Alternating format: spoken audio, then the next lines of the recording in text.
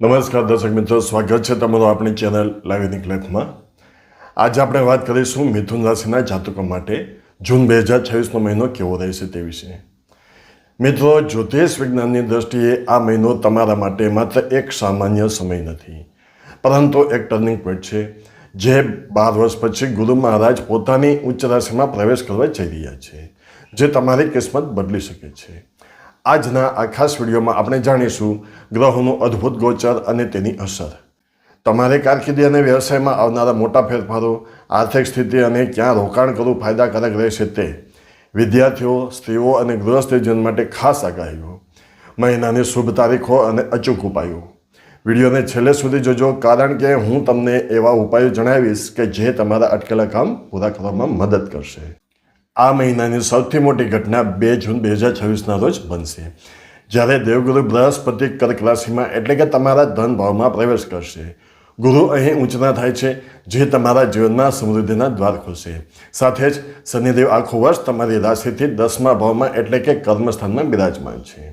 શનિ અહીં તમારી કસોટી કરશે અને સખત મહેનત કરાવશે, પણ ગુરુની કૃપાથી તેનું ફળ મીઠું મળશે. સૂર્ય અને બુધ 15 જૂન પછી તમારા રાશિમાં આવશે, જેનાથી તમારા આત્મવિશ્વાસમાં અદ્ભુત વધારો થશે. નોકરિયાત વર્ગ માટે આ સમય પ્રોફેશનલ પીક સમાન છે. શનિ 10મા ભાવમાં હોવાથી તમારા પર કામનું ભારણ વધી શકે છે, પણ ગભરાશો નહીં. ઉચ્ચ અધિકારીઓ તમારી મહેનતની નોંધ લેશે. 15 જૂન પછી પ્રમોશન કે ઇન્ક્રીમેન્ટના પ્રબળ યોગ છે. જો તમે વ્યવસાયમાં છો તો મીડિયા, શિક્ષણ કે કન્સલ્ટિંગ ક્ષેત્રમાં કામ કરતા લોકો માટે આ મહિનો શ્રેષ્ઠ છે. નવા પ્રોજેક્ટ શરૂ કરવા માટે 19 અને 21 જૂન શ્રેષ્ઠ તારીખો છે. જોકે ભાગીદારીમાં કામ કરતી વખતે થોડી સાવધાની રાખજો અને પારદર્શક રહેજો. આર્થિક દ્રષ્ટિએ જૂન 2026 મિથુન રાશિ માટે ગોલ્ડન સમય છે. ગુરુની બીજા ભાવમાં આગમન અણધારી સંપત્તિ અપાવી શકે છે.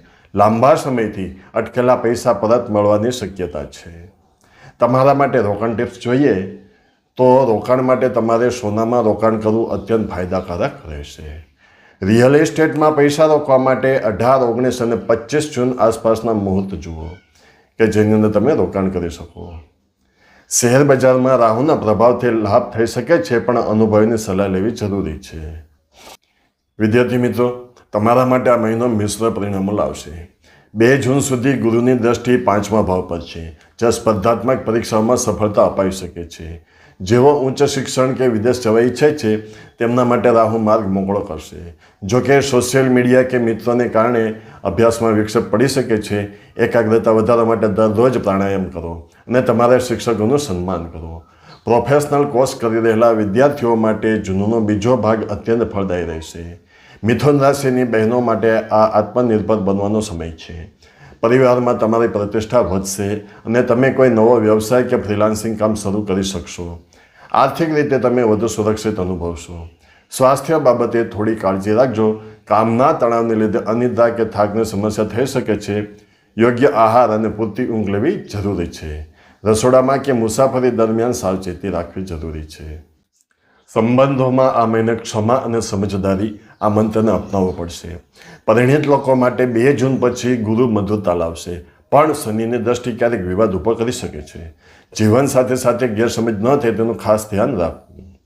મિત્રો, અહીં તમને કંઈક મહત્ત્વની ચેતવણી આપું છું કે જૂન મહિનામાં પ્રેમ સંબંધોમાં બ્રેકઅપની શક્યતા પણ જોવા મળી રહી છે. તેથી ઉતાવળમાં કોઈ કઠોર નિર્ણય ન લેશો. અપરિણીત લોકો માટે લગ્નના સારા પ્રસ્તાવ આવી શકે છે. 21 થી 29 જૂન વચ્ચે લગ્ન માટે શુભ મુહૂર્ત છે. આરોગ્યની દ્રષ્ટિએ સાવચેત રહેવું. ગળા કે ખભાના દુખાવાની સમસ્યા થઈ શકે છે. 21 જૂન પછી ઉષ્ણતાજન્ય રોગોથી બચવું.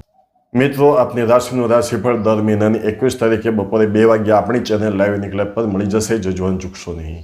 તમારા ભાગ્યશાળી ફેક્ટર્સ કહું તો સૌથી પહેલાં છે શુભ રંગો, કે જેમાં છે પીળો એટલે કે યલો અને લીલો એટલે કે ગ્રીન.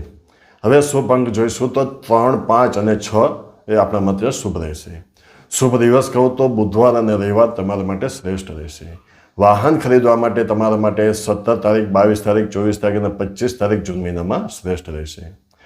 પ્રોપર્ટી માટે 18, 19, 25 અને 26મી જૂન સૌથી ઉત્તમ રહેશે. હવે જોશું આપણે ઉપાયો. સૌપ્રથમ છે દર બુધવારે ગાયને લીલું ઘાસ ખવડાવો. બીજો ઉપાય છે દર શનિવારે પીપળાના ઝાડ નીચે તલના તેલનો દીવો કરો અને શનિ સ્તોત્રનો પાઠ કરવો. ત્રીજો ઉપાય છે ભગવાન વિષ્ણુ કે ગણેશજીની આરાધના કરો અને વિષ્ણુ સહસ્ત્રનામ સાંભળો. ચોથો ઉપાય છે ગરીબોને પીળા ફળ કે ચણાની દાળનું દાન કરવું. મિત્રો, જો તમે મહેનત અને આ ઉપાય કરશો તો જૂન 2026 તમારા માટે યાદગાર માહિતીનો મહિનો સાબિત થશે. જો તમને આ વિડીયો ગમ્યો હોય તો લાઈક કરો અને તમારી રાશિના મિત્રો સાથે શેર કરો. ચેનલને સબસ્ક્રાઈબ કરવાનું ભૂલતા નહીં. ધન્યવાદ અને આપનો જૂન મહિનો મંગલમય રહે એવી આશા સાથે જય શ્રી કૃષ્ણ, જય માતાજી.